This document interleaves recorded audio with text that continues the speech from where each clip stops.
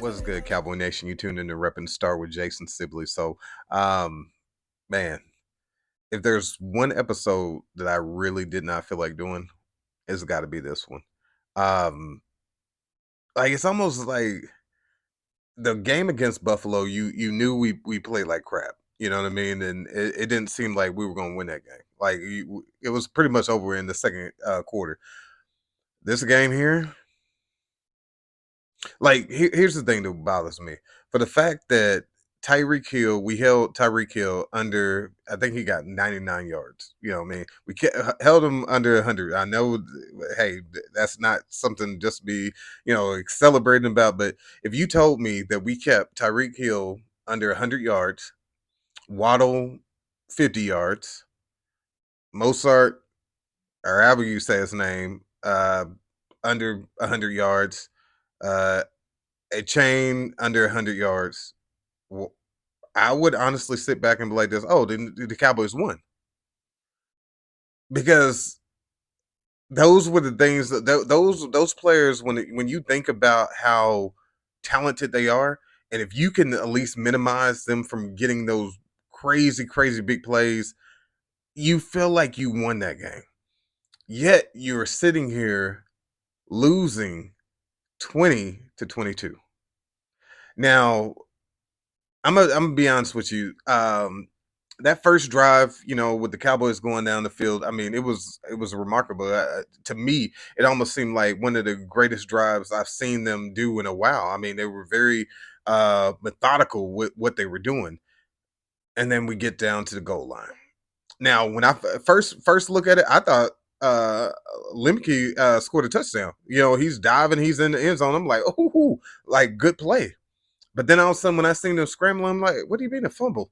Like I thought this boy something and caught, took the ball, ran it in. We up 7-0, and then watch it and see that he never really grabbed the ball. Now I don't know who that's on. Do you sit there and say that's on Dak, for ball placement, or is that Hunter Limke on just securing the ball? Clearly, it shows that Dak. This wasn't one that Dak was like, indecisive on if he was going to let him, run the ball or if he was going to take it himself. It looked like Dak was truly giving it to Hunter Limke to run and just, you know what I mean? And I sat back at that point. I said, hey, you know what? That could come back and bite us. You know what I mean? You have a good drive like that and you something cough it up on the goal line. That's going to come back and haunt us.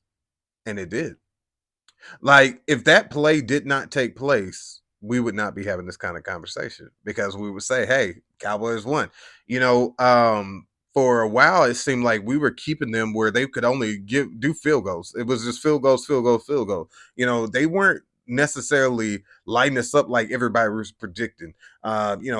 Sports radio was up there saying, "Man, it's going to be a shootout. They're going to light up that scoreboard." I didn't really see that. What I saw was a bunch of plays that the defense should have back.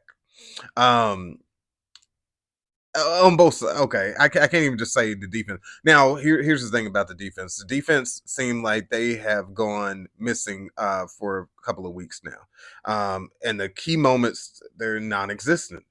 But offense, to be honest with you, offense really didn't show up either. You know what I mean? If it yes, we fourth quarter we sit there and Dak throws the good pass to Brandon Cooks to sit there and take the lead. But where have you been this whole entire game? It seemed like Dak could not get anything going. And my biggest thing is yes, I want Dak to extend the plays, yes, run, but at the same token, Dak is looking down the field to see, hey, who's open? Where's there was one play where I feel like CeeDee Lamb kind of set in the middle of the zone, like, hey, pass to me. And Dak, if he had enough time to set his feet to something and make the throw, he could have made it. But literally, when he's noticing CeeDee Lamb, the defender's already on him. He's about to get sacked. So he couldn't really step into the throw. So I get why he didn't make that throw, but it seemed like it was constant. It seemed like he was constantly under pressure. Now, granted, having Tyron Smith out, maybe that played a part of it, but I felt like we played sloppy.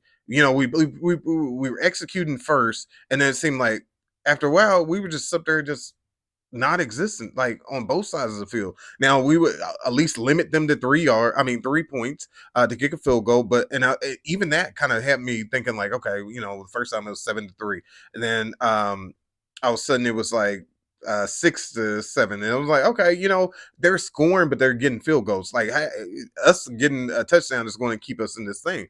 But it seemed like our offense just went stale. And granted, let's give credit where it's due. It came into play because of the way the defense was playing us. That you don't take away from that. I don't necessarily sit there and say, "Oh, okay, if you ain't moving the ball, it's just on you." Sometimes the defense are going to make adjustments. So, granted, but when are we going to make the adjustments? The defense is adjusted against us. Why are we not adjusting? Why are we not up there taking advantage of this stuff? Um, this game, I mean, I don't like any win. I don't think any of us like any win, but you really hate those games where you sit there and lose, and it was a winnable game. I felt like if the defense would have just stepped up one last time for that last drive to sit there and say, I know it probably would have been like a low, people probably go, oh, well, y'all only one by 1 point. I don't, to be honest with you, I don't even care. Like, but I needed our defense, and we didn't. We didn't shut down the run. We stood there and allowed them to continue to get first downs, which then ran out the clock. They kicked the game-winning field goal, and that's all they say. So the narrative is Cowboys cannot. They still struggle on the road, and they cannot beat good teams. But at the end of the day, it's a frustrating one. But you look forward to next week.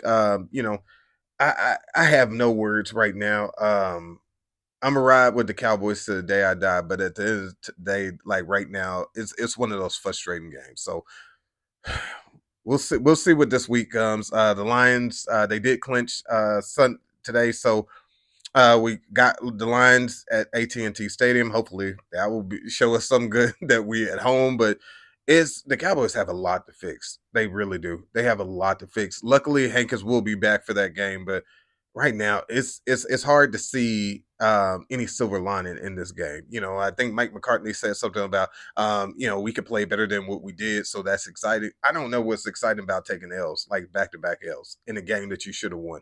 I honestly, in my opinion, it felt like Dallas was the better team today, and they should have won. And so it frustrates me, penalties, and we're not even gonna get into that because of course y'all gonna sit there and be like, hey, well, you complain about the refs. Come on, like at some point you have to see if you watching the NFL game and you see that some of these calls are like sketchy, it is what it is. But Cowboys, you got to learn to play through adversity. You got to learn how to sit there and not put it in the refs' hands and sit there in these pre-start false starts and just silly stuff that you can't be doing when you sit there trying to sit there and play on the road with a contender. But at the end of the day, again, I'm rambling. I'm not happy with this loss, but I mean, it is what it is. There's nothing we can do about it. But hopefully, man, a good showing is going to come in this next game. But yeah, as you can tell, I'm not feeling it right now. It's not that I lost confidence in my team.